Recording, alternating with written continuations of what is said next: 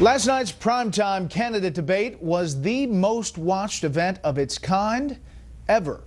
And it did not disappoint, especially if you were trying to get a good look at Donald Trump. Chief political correspondent Carl Cameron has a recap.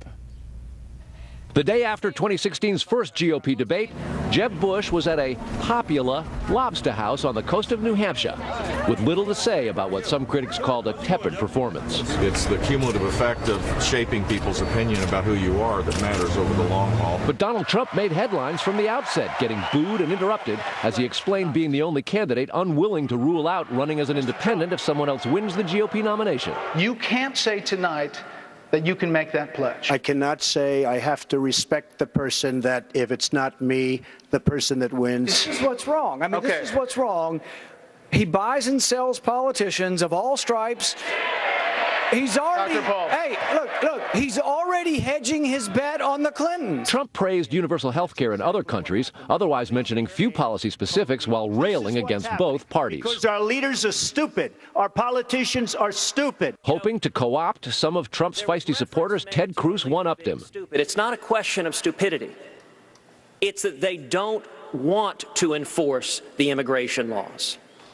That there are far too many in the Washington cartel that support amnesty. Strong reviews for Marco Rubio, who cast himself as an upbeat, optimistic new face of conservatism and warned about comparing experience against the Democratic frontrunner. If this election is a resume competition, then Hillary Clinton's going to be the next president, because she's been in office and in government longer than anybody else running here tonight.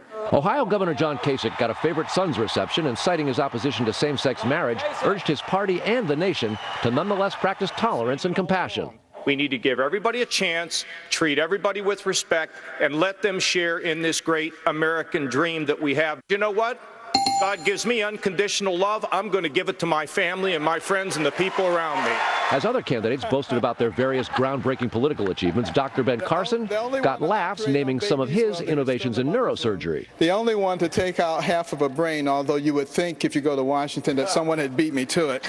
But Chris Christie, who backs restoring some Patriot Act surveillance programs, tangled with Rand Paul, who calls them unconstitutional warrantless searches. When you're sitting in a subcommittee just blowing hot air about this, you can say things like that. Here's the problem, Governor. You fundamentally misunderstand the Bill of Rights. Christie also sparred with Mike Huckabee, who says Christie's plan to means test and raise Social Security's eligibility age is theft. No, he's not lying. He's just wrong. I just think it's fundamentally lying to the people and stealing from them, and we shouldn't be doing it. Scott Walker urged his rivals to redirect their criticism to the former Secretary of State. Let's be clear, we should be talking about Hillary Clinton on that last subject, because everywhere in the world that Hillary Clinton touched is more messed up today than before. Well, the next debate is in 6 weeks. It's in California, and it's after Labor Day, when campaigns always seem to shift into a higher gear. And that is a long time in politics. So given last night, the race could look a whole lot different in 6 weeks, Brett. Good. Carl, thank you. Well, Hillary Clinton made a point of getting out word that she would not watch the debate, at least not live. But many of her minions, yeah, we can say they're minions, they did. Chief White House correspondent Ed Henry talked to some of them. Hillary Clinton was in California talking health care and keeping up with the Kardashians instead of the Republican debate, snapping a selfie at a campaign fundraiser that Kim Kardashian posted to her Twitter page with the word president misspelled, while Kris Jenner got her own hashtag #OhJustChatting correct on Instagram, though Clinton was still all over both debates, essentially the 11th person on stage in prime time. The Russian and Chinese government know more about Hillary Clinton's email server than do the members of the United States Congress.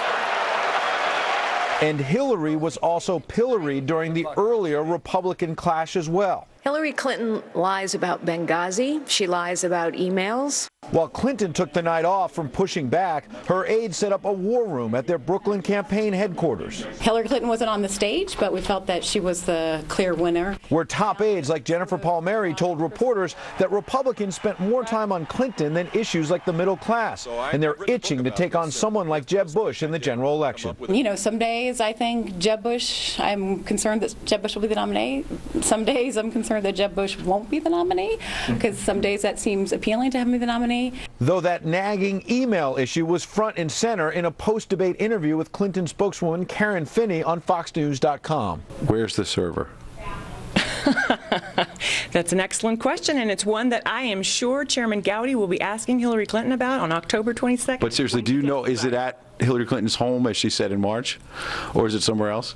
You know, again, I'm going to let Hillary Clinton answer that question on the 22nd. Put it this way, it's secure. Those troubles may explain why Clinton did not author the most retweeted post with the hashtag GOP debate overnight.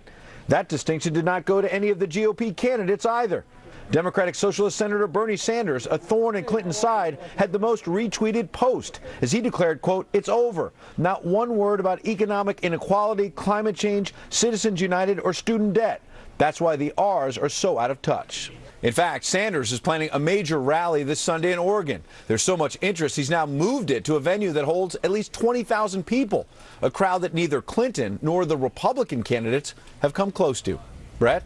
Ed Henry in New York. Ed, thank you. Still ahead, Legionnaire's disease is back, and 10 people are dead in New York. We'll have that story. First, jobs are up and unemployment stays steady. But what do the numbers really mean?